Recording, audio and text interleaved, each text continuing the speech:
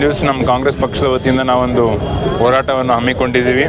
ಏನು 3-4 ದಿನಗಳ ಹಿಂದೆ ನಮ್ಮ AICC ಅಧ್ಯಕ್ಷರಾದ ಮಲ್ಲಿಕಾರ್ಜುನ್ ಖರ್ಗೆ ಸಾಹೇಬರಿಗೆ ಏನು ಅವಮಾನಕ್ಕೆ ಅದನ್ನು ಖಂಡಿಸಿ ಇವತ್ತಿನ ದಿವಸ ನಾವು ಪ್ರತಿಭಟನೆ ಹಮ್ಮಿಕೊಂಡಿದ್ದೀವಿ.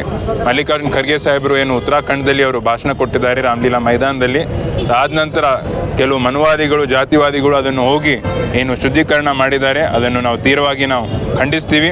ಇಷ್ಟು 80 ವರ್ಷ ಆದಮೇಲೂ ಕೂಡ ನಮಗೆ ಸ್ವಾತಂತ್ರ್ಯ ಸಿಕ್ಕಿದಾದ್ಮೇಲೂ ಕೂಡ ಈಗಲೂ ಕೂಡ ದೇಶದಲ್ಲಿ ಏನು ಜಾತಿವಾದ ಒಂದು ಮನಸ್ಥಿತಿ ಇದೆ, ಅದು ಇರಬಾರ್ದಾಗಿತ್ತು. ಆದರೆ ಈಗ ಏನು ಕೇಂದ್ರದಲ್ಲಿ BJP ಸರ್ಕಾರ ಇದೆ, ಉತ್ತರಾಖಂಡದಲ್ಲಿ ರಾಜ್ಯ ಸರ್ಕಾರ ಇದೆ, ಅದನ್ನು ಬೆಂಬಲಿಸ್ತಾ ಇದ್ದಾರೆ. ಯಾವುದೂ ಕೂಡ ಕ್ರಮ ತಗೊಂಡಿಲ್ಲ.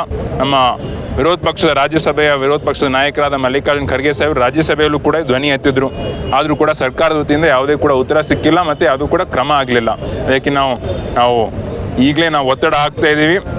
ಯಾರು ಈ ಥರ ಮಾಡಿದ್ದಾರೆ ಅವರನ್ನು ಬಂಧಿಸಿ ಅವ್ರ ಮೇಲೆ ಕ್ರಮ ಆಗಬೇಕು. ಜೊತೆ ಉತ್ತರಾಖಂಡಿನ ಮುಖ್ಯಮಂತ್ರಿ ಕೂಡ ರಾಜೀನಾಮೆ ಕೊಡಬೇಕು. ಯಾಕಂತಂದರೆ ಇಷ್ಟೆಲ್ಲ ವರ್ಷ ಆದಮೇಲೂ ಕೂಡ ಇವರು ಈ ಥರ ಒಂದು ಮನಸ್ಥಿತಿ ಇಟ್ಕೊಂಡು ಒಂದು ಅನ್ಟಚಬಿಲಿಟಿ ಅಥವಾ ಜಾತಿವಾದ ಮಾಡ್ತಾರೆ ಅಂತಂದರೆ ನಮ್ಮ ದೇಶದಲ್ಲಿ ನಾವು ಸಹಿಸ್ಲಿಕ್ಕೆ ಆಗೋದಿಲ್ಲ. ಅದಕ್ಕೆ ನಮ್ಮ ಪಕ್ಷದ ವತಿಯಿಂದ ಎಲ್ಲರ ವತಿಯಿಂದ ನಾವು ಒತ್ತಡ ಹಾಕ್ತಾ ಇದ್ದೀವಿ. ಯಾಕಂದರೆ ನಾನು ಇನ್ನೊಂದು ವಿಷಯ ಹೇಳಬೇಕು, ಸಂಸತ್ನಲ್ಲೂ ಕೂಡ ನೋಡ್ತೀನಿ. ಈಗ ನಮ್ಮ ಕಾಂಗ್ರೆಸ್ ಪಕ್ಷದವರು ನಾವು ಜೈ ಶ್ರೀರಾಮು ಅಂತೀವಿ, ಜೈ ಭೀಮು ಅಂತೀವಿ, ಜೈ ಸಂವಿಧಾನ ಅಂತೀವಿ. ಆದರೆ BJP ಅವರು ಯಾವತ್ತೂ ಕೂಡ ಜೈ ಭೀಮ್ ಜೈ ಸಂವಿಧಾನ ಅವ್ರು ಅನ್ಲಕ್ಕೆ ಹೋಗಲಿಲ್ಲ. ಯಾವಾಗಲೂ ಕೂಡ ನಾವು ಸಂಸತ್ನಲ್ಲಿ ಜೈ ಸಂವಿಧಾನ ಅಂತ ನಾವು ಕೂಗ್ತೀವಿ, ಅವ್ರು ಯಾವತ್ತೂ ಅವ್ರಿಗೆ ಮಾಡ್ಲಿಕ್ಕೆ ಹೋಗಿಲ್ಲ. BJP ಅವರು ಯಾವತ್ತೂ ಸಂವಿಧಾನ ಮೇಲೆ ನಂಬಿಕೆ ಇಟ್ಟಿರೋರಲ್ಲ. ಅದಕ್ಕೆ ನಾವೆಲ್ಲರೂ ಕೂಡಿ ಒಗ್ಗಟ್ಟಾಗಿ ಇದನ್ನು ನಾವು ಖಂಡಿಸ್ತೀವಿ.